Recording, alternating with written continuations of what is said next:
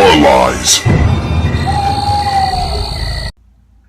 Hey, what's going on, everybody? Welcome back to Body Bags. It's week 150 and Bourgie86 here again. Now, the film I got for you guys today is a film from 1983. It's a Killer Snake film, which I didn't even know when it got announced. It was put up by Code Red, and it's actually got taken off the site. This one you can't really get it anymore, and it's a film called Spasms.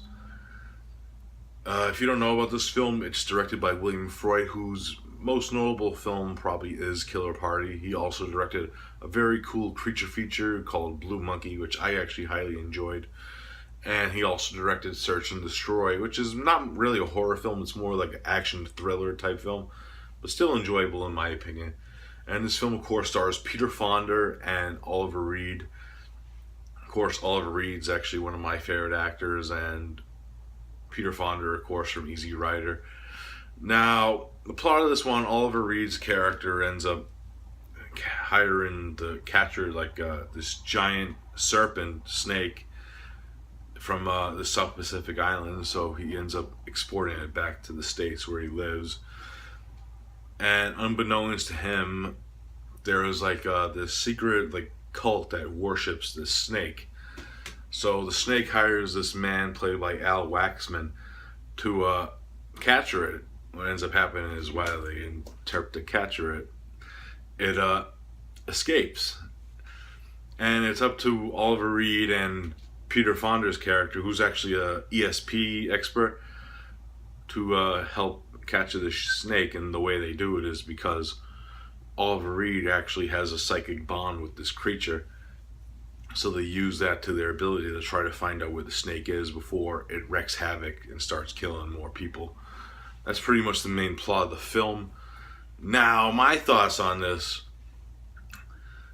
For starters, the transfer on this release from Code Red, it is watchable, I won't lie. There is some grain to it, and there's a thing that I like to call the VHS tracking shot. I don't know if it was mastered from, they got this print from a VHS, I don't know. But you know, those lines when old VHSs pop up, that's what it kind of reminded me of. So I don't know, but it's still watchable for the print that it is.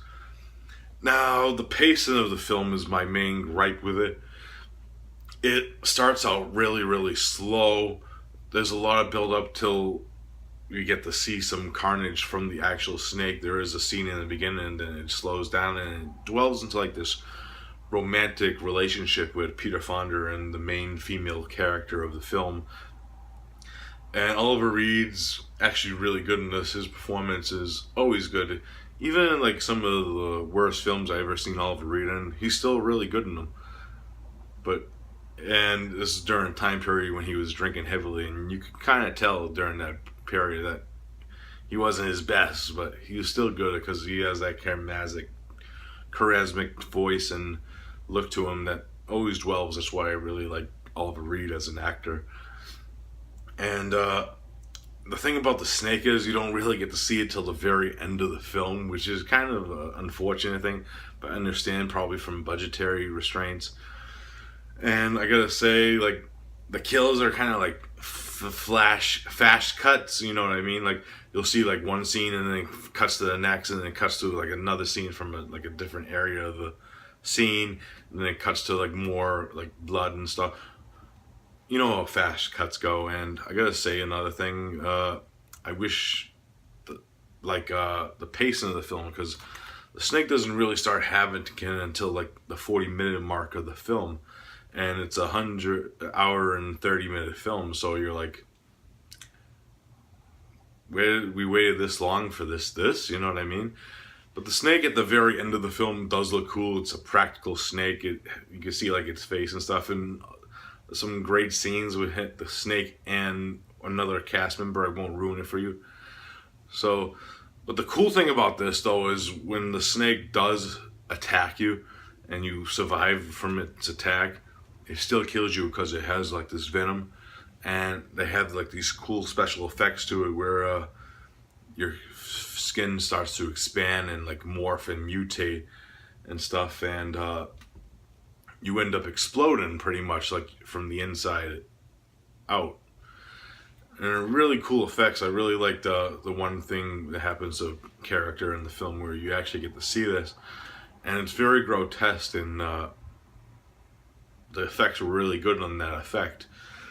But I wish there was more of it in a certain way. There's a lot of things I think they could have did with like a lot of the romantic like stuff. They could have added a few more like of like the mutation stuff in the explosions. Even we don't even get to really see the full explosion happen, which is a dismay and really saddens me that because it was so cool looking and they just cut away at the last moment before it happened.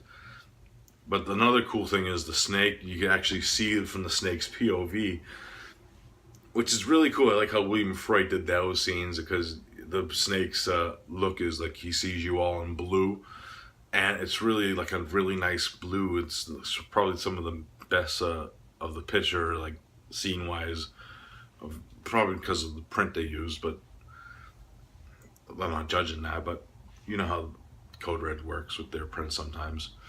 But other than that, I had fun with it. I wish it had a little more snake action in it and a little less romantic stuff. I don't mind romantic stuff in films, but when it overplays and underplays like the snake parts and the kills and gore and all that good stuff, it kind of dwells out of the story. But it's still a fun watch. If I had to rate, I'm going to give it a solid 6.5 out of 10.